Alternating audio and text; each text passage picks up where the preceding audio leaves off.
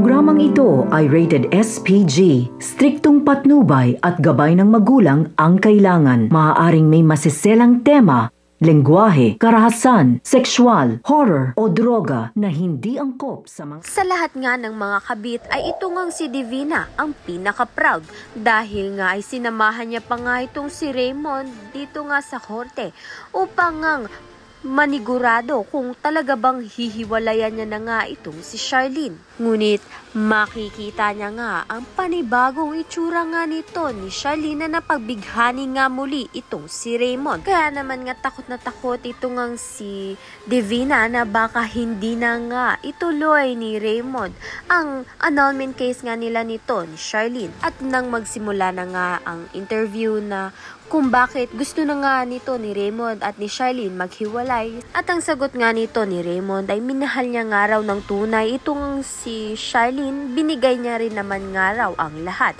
Ngunit humantong nga sa natukso siya ng ibang babae at ito nga ay si Divina. Kaya naman nga nang sumagot na nga itong si Charlene ay minahal din naman niya nga raw itong ang si Raymond.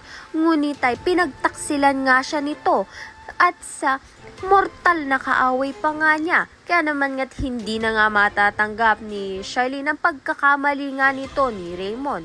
Kaya naman nga't buo ang loob niya na hiwalayan na nga ng tuluyan nitong si Raymond. Ngunit itong ang si Raymond ay nagdadalawang isip pa nga kung itutuloy dahil nabighani nga siya muli sa gandang taglay nga nito ni Charlene. Kaya naman nga't ayan at iba pa ang dapat nating pakaabangan. Maraming salamat sa iyong panonood.